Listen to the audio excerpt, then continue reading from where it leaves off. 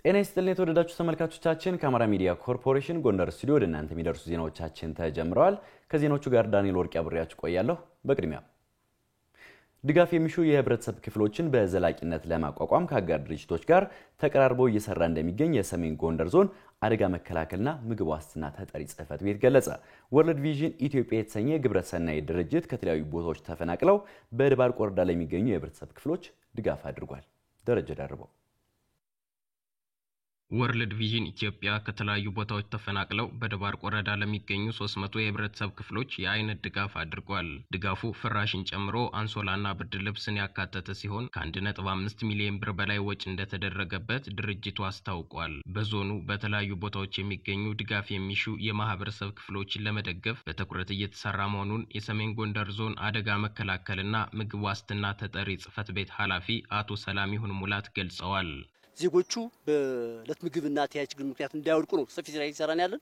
በሁለተኛ ስራ ግን በተለይም ደግሞ በዘላቂነት ስራ ለመስራት የመጀመሪያው አስተማማኝ ሰላም ሁሉም አካላት መረባረብና እነዚህ ዜጎች ወደ ቀያቸው እንዲመለሱ ሰፊ ስራ መስራት ያስፈልጋል።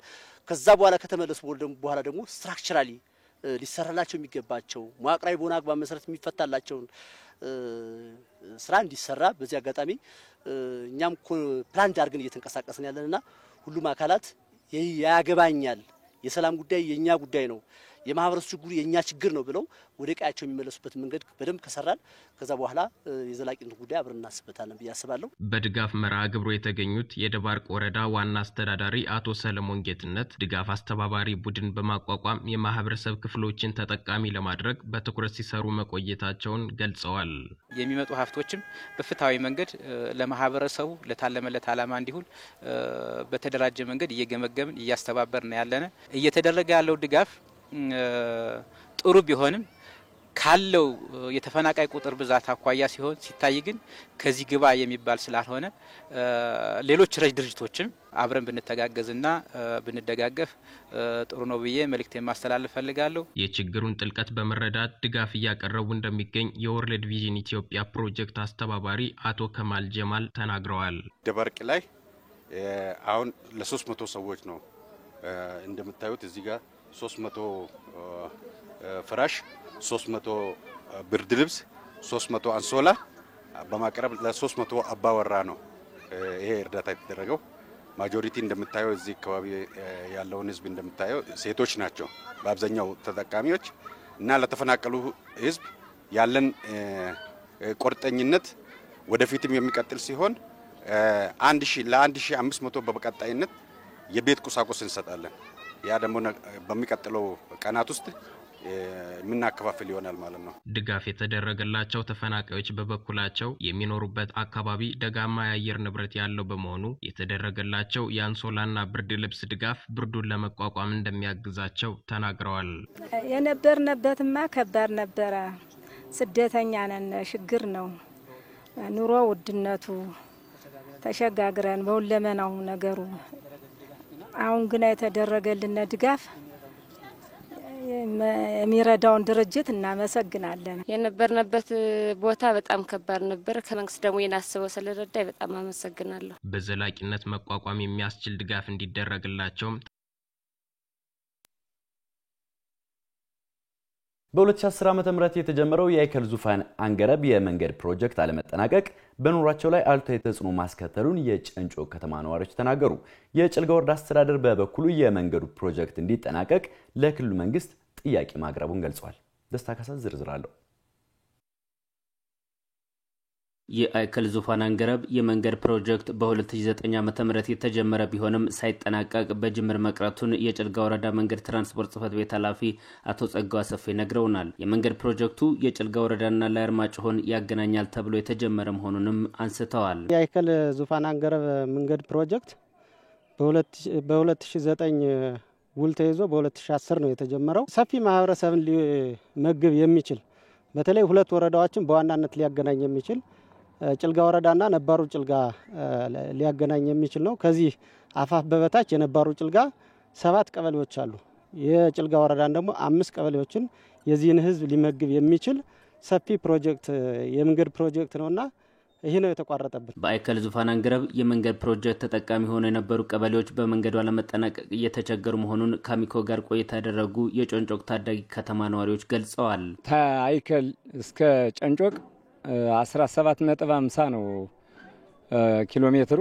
በዚህ ልክ ለባስ 100 ብር ለባጃጅ 150 ብር እየተከፈለ ሰው በጣም እየተቸጋገረ ነው ያለው። መንገዱ አለመጠናቀቁ አጠቃላይ አሁን ተጀምሮ በመቅረቱ በማህበረሰቡ ዘንድ አንደኛ በትራንስፖርት አምቡላንስ ወላዶች አሁን እየሞቱ ነው ያሉት።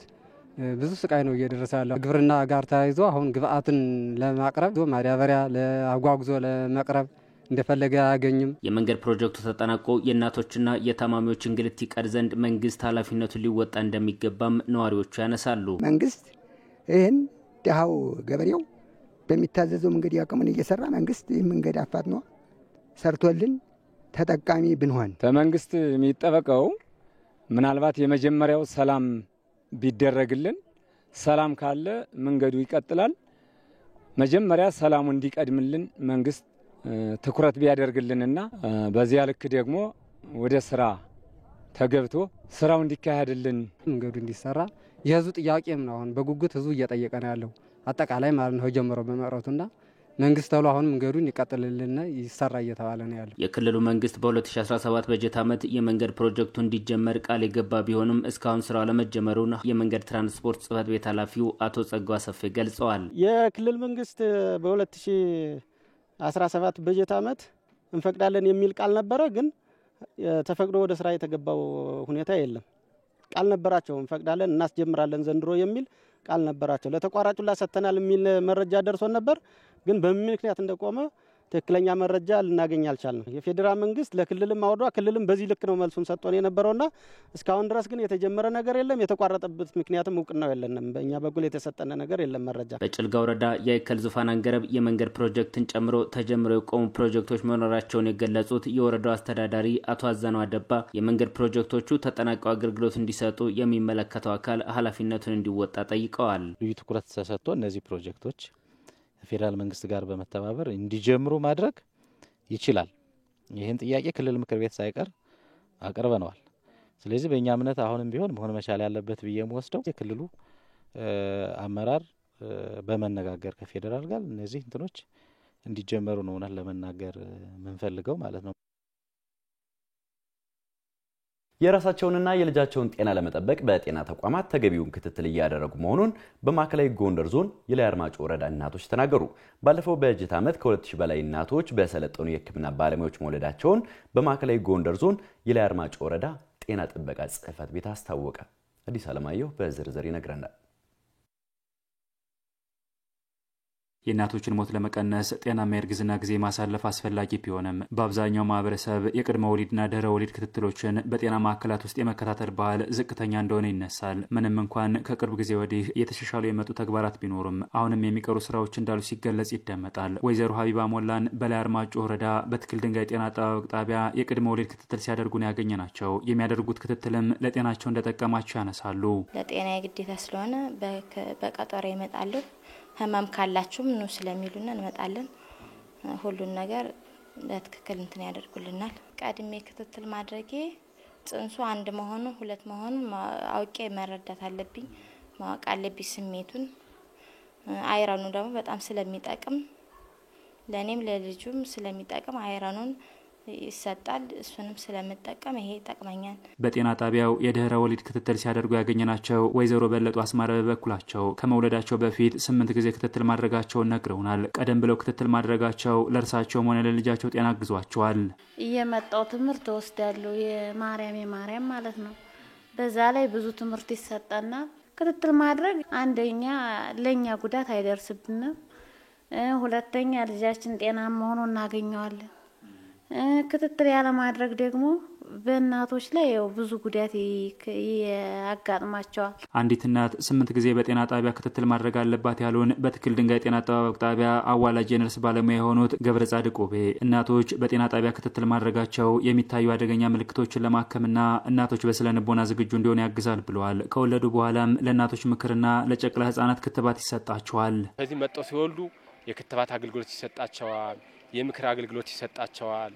መቼ ክትባት ማስከተብ አለባቸው፣ መቼ ፀሐይ ማሞቅ አለባቸው፣ መቼ ህጻኑ መታጠብ አለበት፣ እንዴት ማጥባት አለባቸው ብዙ ሚሊዮን ዝርዝር አስረድተን ነው ወደ ቤት እንሰዳቸውና ስለዚህ ድህረ ወሊድ ብዙ እናቶች አጋዥ የሚያስፈልጋቸው ከቤተሰብን ጨምሮ ከመምከር የሚያስፈልገው ስለሆነ ድህረ ወሊድ ከዚህ መጥተው ወልደው ድህረ ወሊድ አገልግሎት መሄዳቸው ለእናቶች በጣም ጥሩ የጤና ስርዓት ነው ብዬ ነው ማስበው። በላይ አርማጮ ወረዳ ባሉ 6 ጤና ጣቢያዎች የወላድ እናቶች ማቆያ መዘጋጀቱን የነገሩን ደግሞ በወረዳው የእናቶችና ወጣቶች ጤና አገልግሎት አስተባባሪ ማለዳ ይስማው ናቸው። አስተባባሪው እንደሚሉት በወረዳው ባለፈው በጀት ዓመት ብቻ ከ2000 በላይ እናቶች በሰለጠኑ የሕክምና ባለሙያዎች አገልግሎቱን አግኝተዋል። በተቀሉ እንግዲህ በወረዳችን በሰለጠነ ባለሙያ ወሊድ ወደ 2197 እናቶች በህክምና ተቋም በሰለጠነ ባለሙያ ወሊድ አግኝተዋል ማለት ነው። በሰለጠነ ባለሙያ ወሊድ ብቻ ሳይሆን በኦፕሬሽን የማዋለድ ተግባር ኦልሞስት ወደ 50 አካባቢ እናቶች አሁን የኦአር ወይም ደግሞ የኦፕሬሽን ማዕከሉ ከተገነባ ጊዜ ጀምሮ ወይም አገልግሎት መስጠት ከጀመረ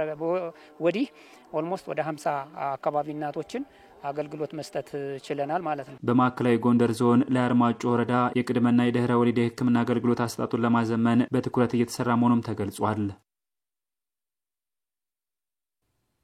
የህብረት ስራ ማህበራትን በማጠናከር በሀገራዊ እድገት ላይ ያላቸውን ፋይዳ ለማሳደግ እየሰራ መሆኑን የጎንደር ከተማ አስተዳደር ህብረት ስራ ማህበራት ማስፋፊያ ጽህፈት ቤት አስታወቀ። ማስፋፊያ ጽህፈት ቤቱ የ2017 በጀት ዓመት የእቅድ አፈጻጸምና የ2018 በጀት ዓመት የእቅድ ትውውቅ ከተቋሙ ሰራተኞችና አጋር አካላት ጋር አካሂዷል። በምክክሩ ማስፋፊያ ጽህፈት ቤቱ የህብረት ስራ ማህበራትን በማጠናከር በሀገራዊ እድገት ላይ ያላቸውን ፋይዳ ለማሳደግ እየሰራቸው ያሉ ስራዎች አበረታች መሆናቸው ተነስቷል። በጎንደር ከተማ 96 መሰረታዊ ህብረት ስራ ማህበራትና 2 ዩኒዮኖች እንደሚገኙ የተገለጸ ሲሆን ማህበራቱን ለመደገፍና ለመከታተል ትኩረት ተሰጥቶ እየተሰራ መሆኑ ተመላክቷል።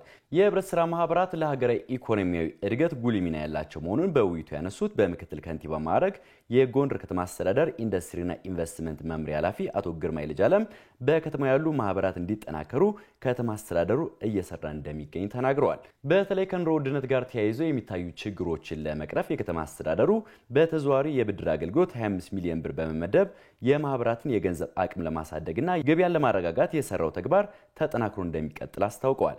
አቶ ግርማይ የህብረት ስራ ማህበራት የተቋቋሙበትን ተልዕኮ በአግባቡ እንዲወጡ ለማስቻል የማጠናከር ስራ ተጠናክሮ መቀጠል እንዳለበት አስረድተዋል። የጎንደር ከተማ አስተዳደር ህብረት ስራ ማህበራት ማስፋፊያ ጽህፈት ቤት ኃላፊ አቶ ሲሳይ አዳነ በበኩላቸው የህብረት ስራ ማህበራትን በማጠናከር በሀገራዊ እድገት ላይ ያላቸውን ፋይዳ ለማሳደግ በትኩረት እየተሰራ መሆኑን አመላክተዋል።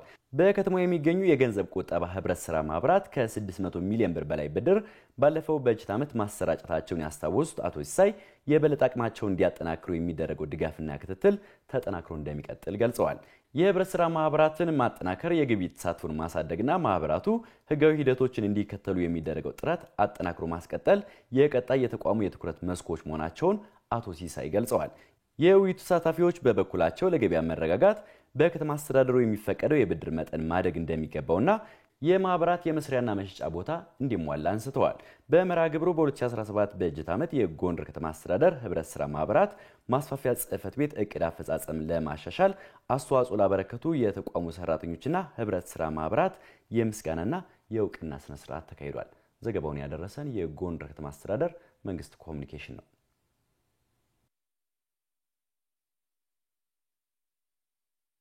የተወደዳችሁ ተመልካቾቻችን ከአማራ ሚዲያ ኮርፖሬሽን ጎንደር ስቱዲዮ ወደ እናንተ ሲደርሱ የነበሩ ዜናዎቻችን በተከታተላችሁት መንገድ ተጠናቋል። ከዜናዎቹ ጋር ዳንኤል ወርቅ አብሬያችሁ ነበርኩ። ጤና ይስጥልኝ።